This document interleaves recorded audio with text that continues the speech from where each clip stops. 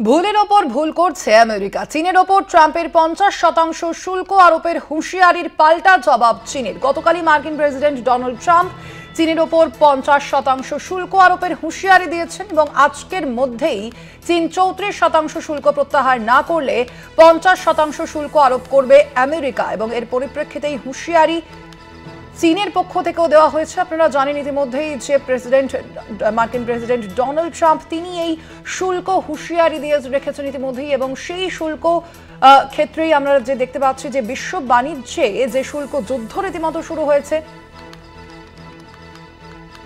চীনের ওপর ট্রাম্পের 50% শুল্ক আরোপের হুঁশিয়ারির পাল্টা জবাব চীনের।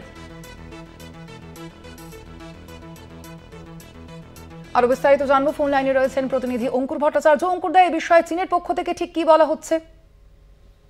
দেখো সোনালী, আমরা সকলেই জানি যে শুল্ক যুদ্ধে নেমে পড়েছেন মার্কিন প্রেসিডেন্ট ডোনাল্ড ট্রাম্প এবং সেক্ষেত্রে তিনি সম্প্রতি বিভিন্ন দেশের উপর শুল্ক আরোপ করেন। তার মধ্যে ভারতের ওপর যেমন 26% ছিল, চায়নার উপর ছিল সেটা 34%।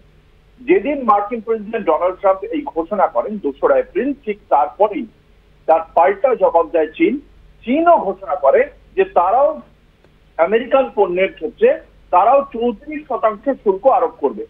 এই ঘোষণা চীন করার পরে অত্যন্ত ক্ষুব্ধ হন মার্কিন প্রেসিডেন্ট এবং গতকাল তার যে নিজস্ব সোশ্যাল ওয়েবসাইট রয়েছে ডোনাল্ড ট্রাম্পের, সেখানে তিনি ঘোষণা করেন চীন যদি আজকের মধ্যে চীন যদি তাদের সিদ্ধান্ত থেকে না সরে যায় তাহলে আমেরিকা তারা চীনের ওপর চীন যে 34% পাল্টা শুল্ক আরোপ করছে তার উপর 50% তারা করবে, অর্থাৎ সব মিলিয়ে চীনের ওপর শুল্ক আরোপ হবে 104%।